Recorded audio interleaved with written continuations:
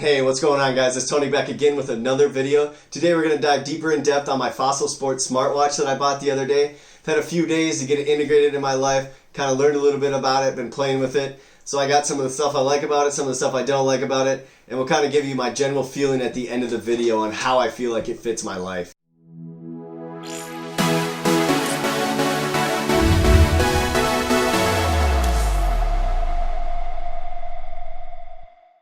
So the first thing I want to cover is comfortability. What is it like to actually wear this watch? Now, you're going to have to take this with a little bit of a grain of salt because I'm not necessarily a watch guy. Now, I will say it is super comfortable. I do like the silicone band. I've had some metal watches in the past, and I like the idea of them, but then come summertime, I don't necessarily like them. It gets sweaty. I just don't know. I don't know if I've been missing something. And so that kind of brings me to one of my concerns with this watch. So I have a little bit smaller wrist, and I'm a little concerned that I'm in between two different notches. If I go up one notch, it's loose and it'll slide down a little bit, slide up a little bit.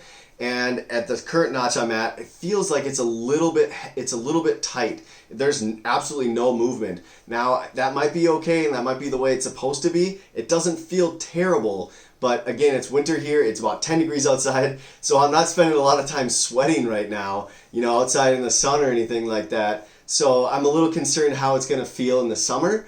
But right now, I'm okay with it. It doesn't bother me. And I like having it more than I'm annoyed with the feeling of it. So again, maybe that's partly because I'm not a watch guy, so I'm not used to having something on my wrist. However, I was fine with the other fitness band that I had previously. Moving on to the next topic that I want to cover, Google Fit. So Google Fit is greatly integrated into this watch. I mean, it's on the main screen, and it's basically part of everything that you do. It's one of the hard program buttons here, and we'll cover that in a minute.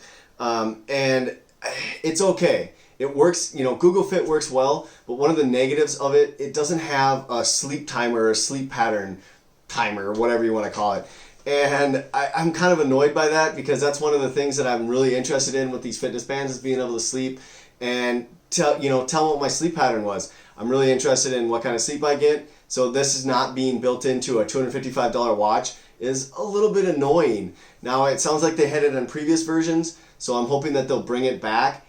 On the flip side, there is availability with a third-party app that does integrate with Google Fit.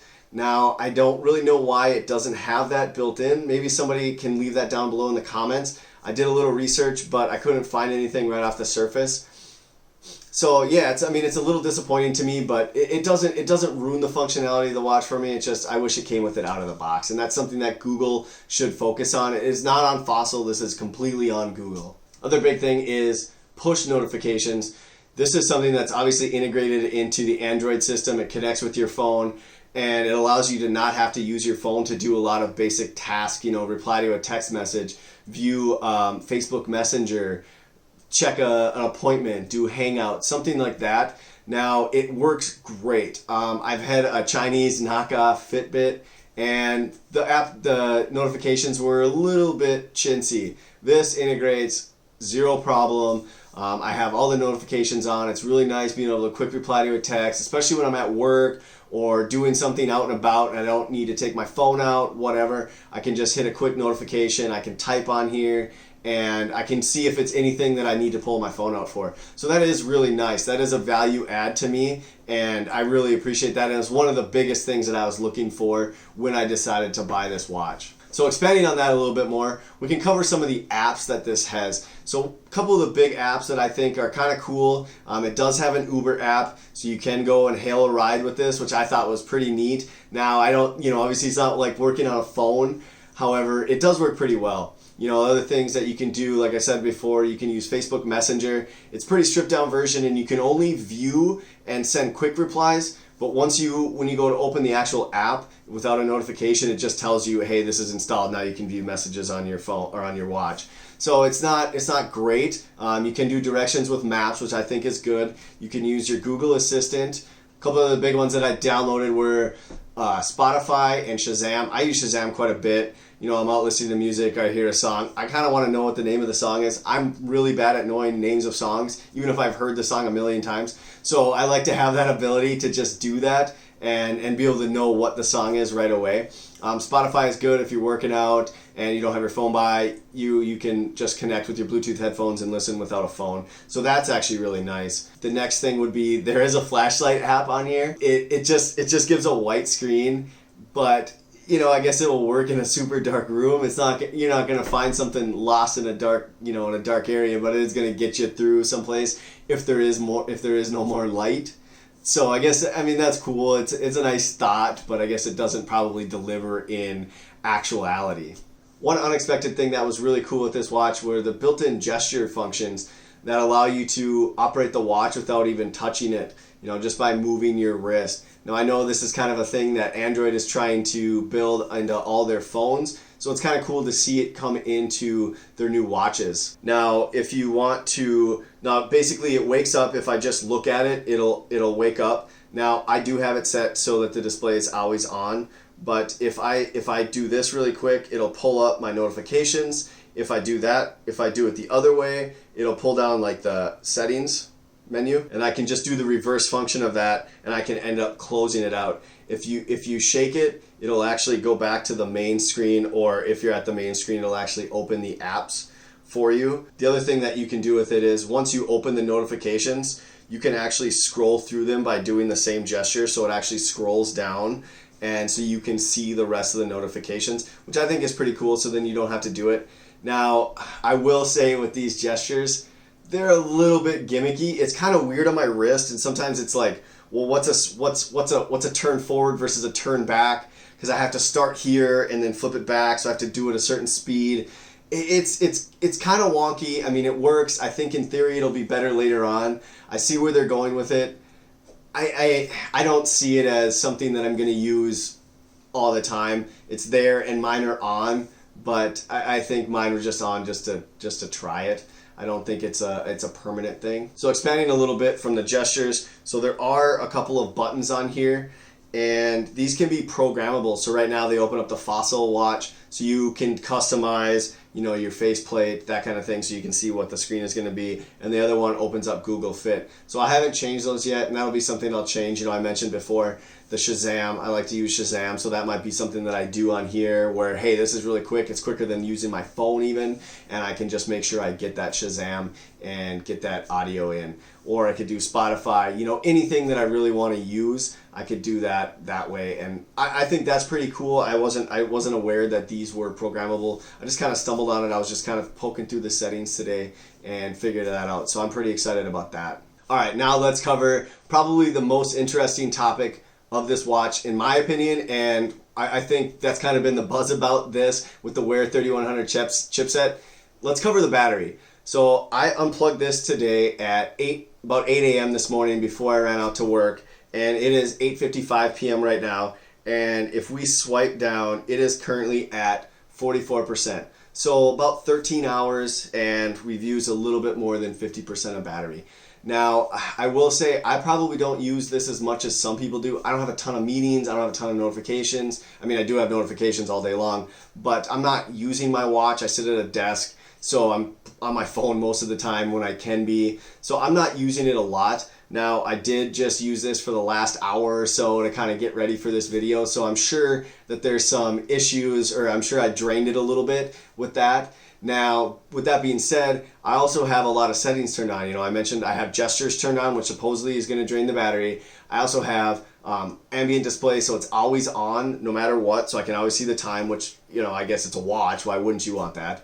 And then I have, vibrations up, and brightness is on auto, so it's not as low as it could be, but I quite frankly think I can get 24 hours out of this.